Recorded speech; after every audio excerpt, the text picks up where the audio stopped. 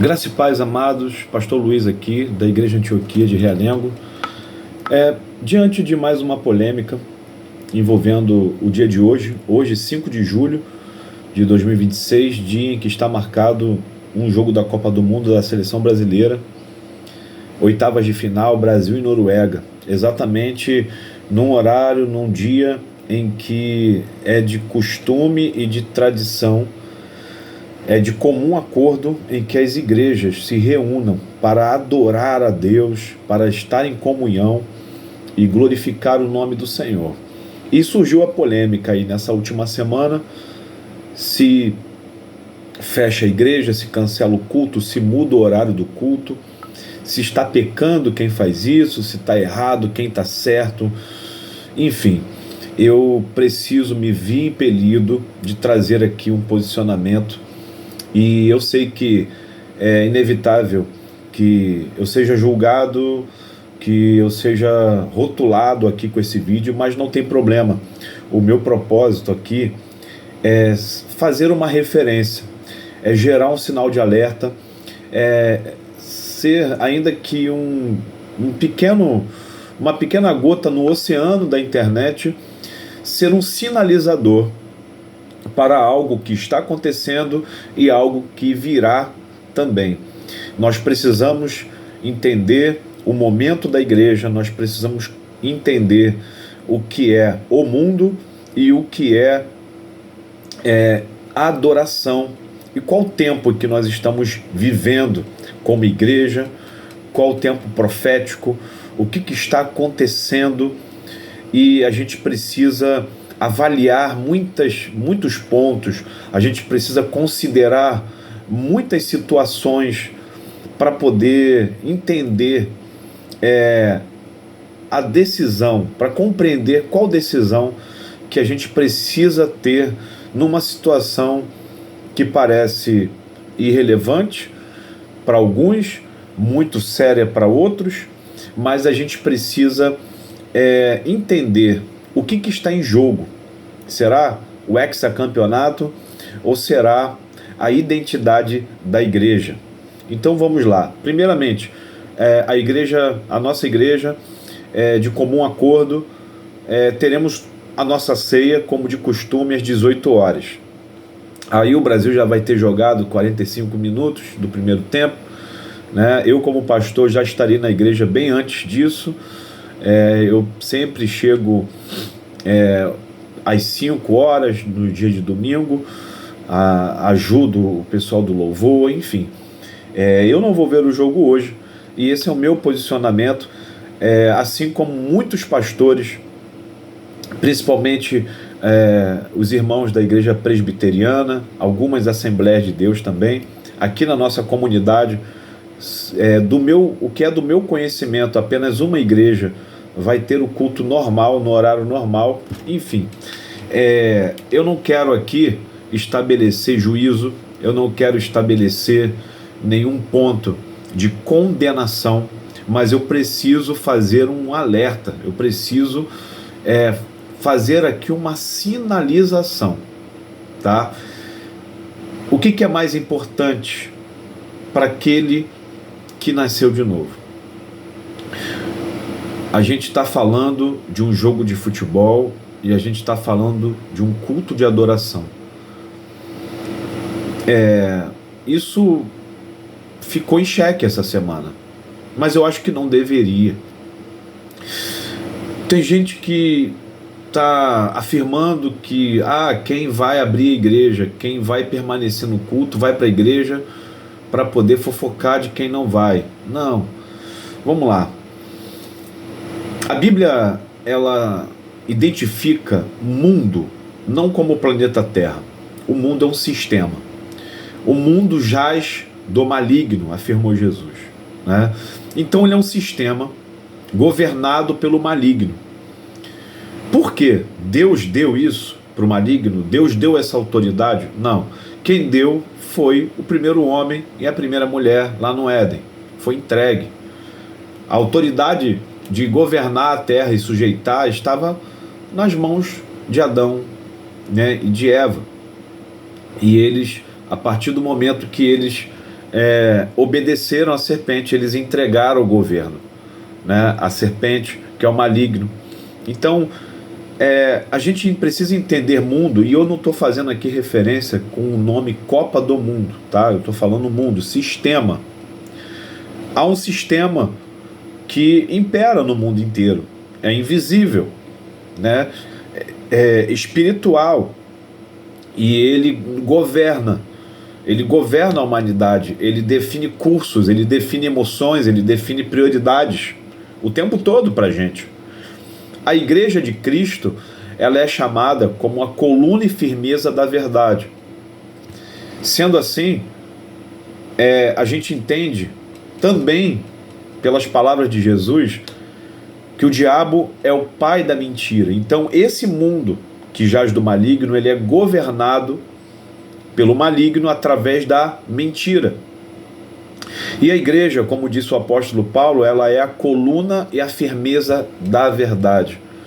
Jesus disse em João 8,32, um texto muito citado e conhecido: "E conhecereis a verdade, e a verdade vos libertará." Libertar de quê? Do mundo, do pecado, daquilo que nos afasta do Criador. Entendendo isso, eu creio que todo evangélico, todo cristão compreende muito bem isso.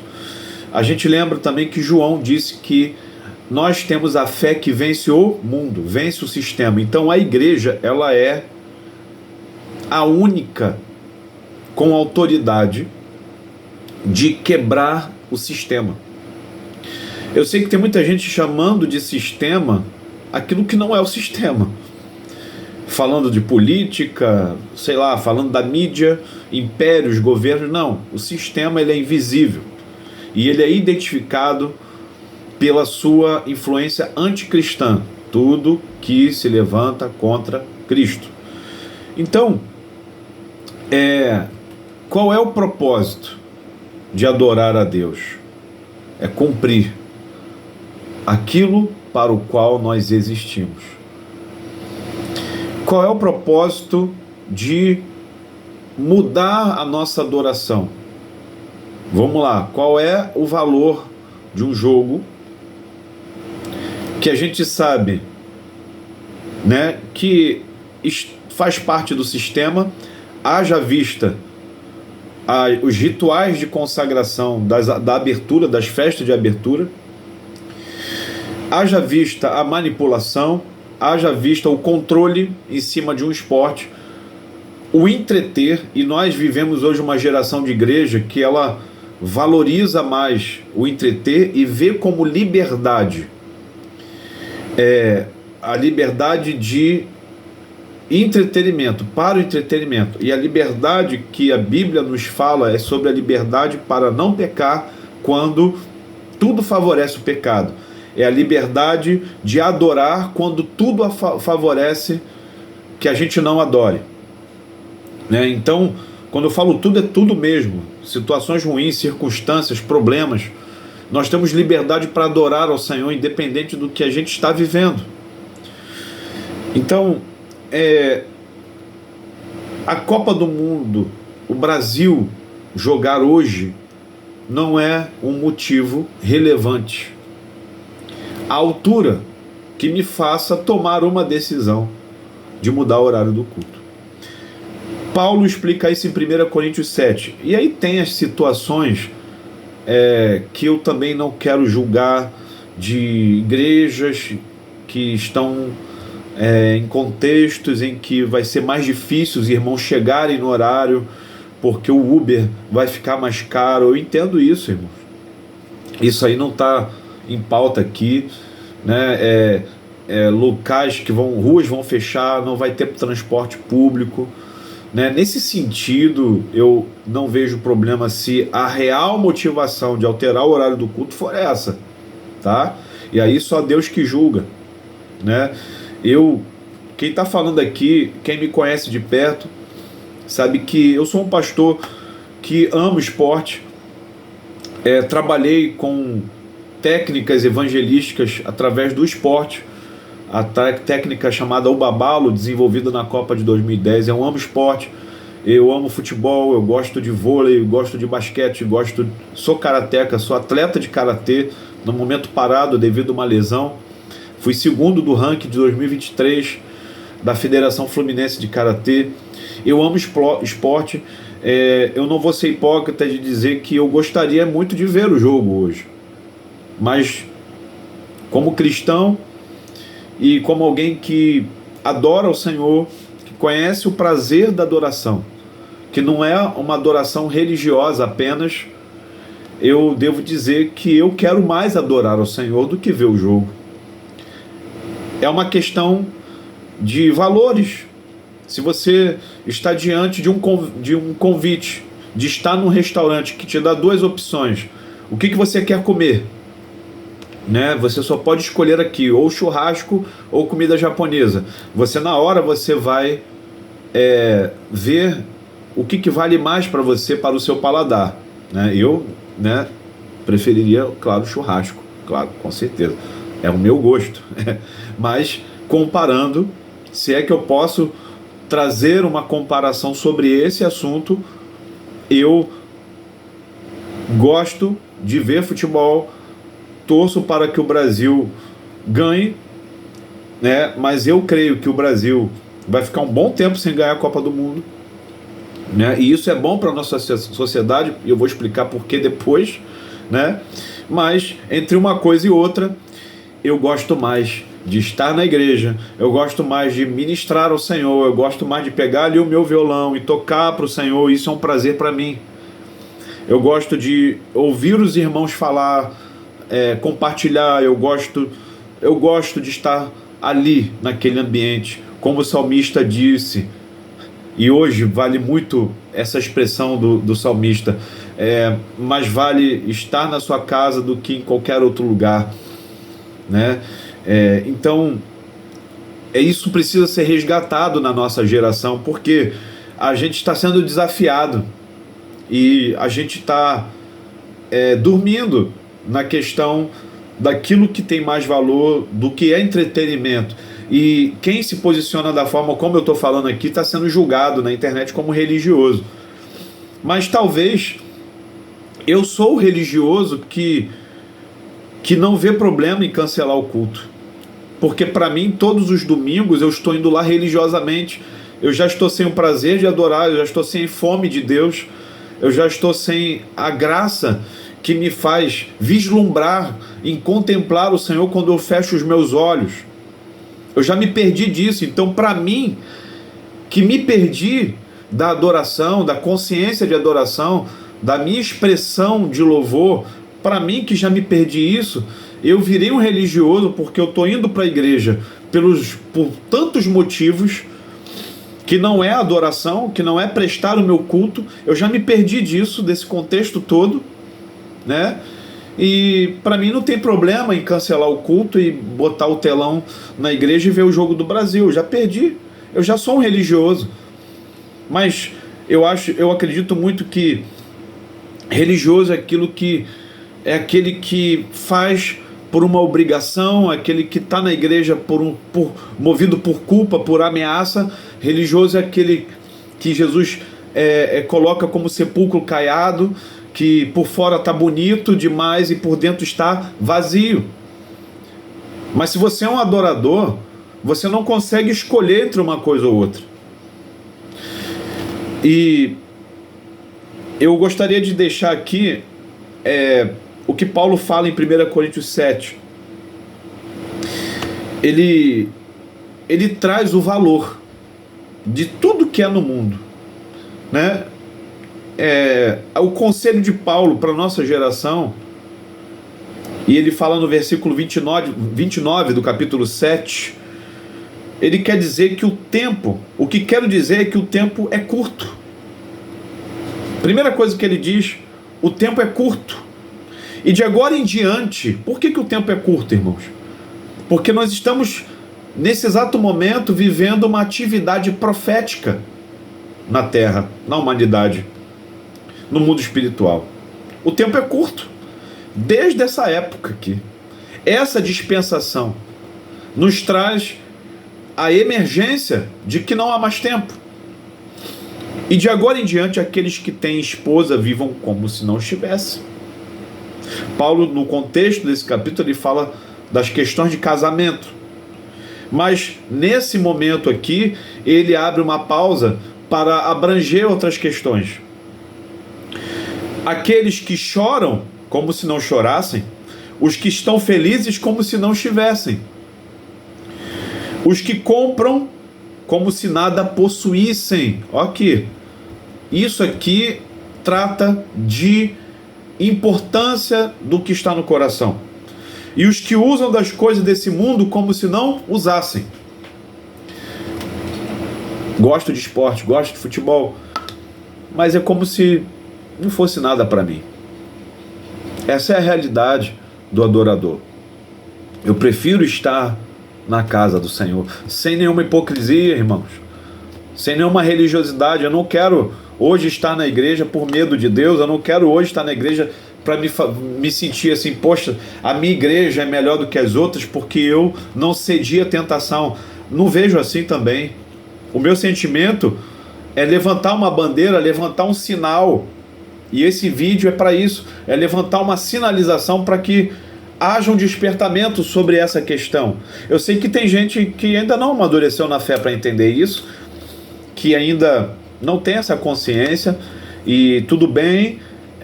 Paulo fala daqueles que ainda bebem leite e ainda não comem carne espiritual, comem comida sólida, né? No caso, não fala de, enfim, comida sólida. Mas nós precisamos sinalizar, porque a Copa do Mundo é um evento que mexe com o coração de muitas nações, mexe com os sonhos, como se ganhar a Copa do Mundo, como se ganhar essa competição elevasse a sociedade de um país. Por exemplo, eu vi o jogo de Cabo Verde e Argentina, né? Eu cheguei do trabalho, já estava ali finalizando o jogo, e eu vi a torcida de Cabo Verde falando de sonhos. Os cidadãos de Cabo Verde falando de eu acredito, nós sonhamos, vibrando. Gente, eu conheço o mundo do esporte, eu entendo o que é torcer por sua equipe, mas olha lá como está o país, como está Cabo Verde. Eu tenho amigos missionários que estiveram lá anos atrás fazendo missões. Miséria, corrupção, fome, poder aquisitivo baixo. Esse povo deveria sonhar por uma sociedade melhor. Esse povo deveria sonhar por esperança. Aqui, mesmo no Brasil, olha a nossa situação piorando a cada eleição, irmãos. Depois da Copa tem eleição aqui e olha a bagunça que está. O estado do Rio de Janeiro, ao qual eu sou aqui cidadão, gente, olha, não há motivo para... A gente deveria protestar, a gente deveria, sem a questão político-partidária, nós deveríamos dar mais atenção ao que realmente importa, porque o Brasil ganhando ou perdendo não vai acrescentar nada na sua realidade. O Brasil, se for hexacampeão nessa Copa, o que eu acredito que não será, eu acredito que o Brasil no máximo chega à semifinal, mas é só uma avaliação minha, tá? Como alguém que gosta de esporte, mas isso não vai acrescentar nada, gente. Como o Brasil foi penta em 2002, quando a gente acordou na segunda-feira, o Brasil era o mesmo de sempre, problemas sociais, a igreja irrelevante. A gente precisa se despertar para algo que realmente importa, colocar a escala de importância. Mas se eu estou fechando a igreja, olha que mensagem que eu estou passando, que a igreja ela é severa demais. Gente, ninguém está falando de... Não é questão de ser severa, é questão... Eu estou mostrando para o mundo o que realmente importa para o meu coração, o que realmente sacia a minha sede, o que realmente preenche o meu vazio. E eu quero convidar todos porque eu acompanhei, eu vi 94, eu vi 2002, o vazio do meu coração não se completa com Copa do Mundo ou com qualquer coisa desse mundo. O vazio do meu coração é preenchido com o Senhor Jesus. O que alimenta a minha alma. Ah, mas a família vai estar em comunhão. Gente, a comunhão real é quando Cristo é o centro das atenções. Cristo é o centro das atenções. Quem está falando aqui é um pastor que orienta as suas ovelhas a faltar culto quando você está com problemas familiares, de escala de trabalho, e você só tem um domingo para estar junto com a sua família. Eu oriento as ovelhas da Antioquia a isso, falte o culto. Descansa. Eu sou anti-ativismo religioso, só que para essa questão é diferente demais. Nós precisamos sinalizar à humanidade que há algo mais importante, há algo que enche o nosso coração, há algo que nos completa, que mata a nossa fome. Há alguém, na verdade, não é algo, é alguém, e é Jesus. É hora da gente aceitar o desafio, né? E ver as coisas do mundo como se não fosse, como se não usasse.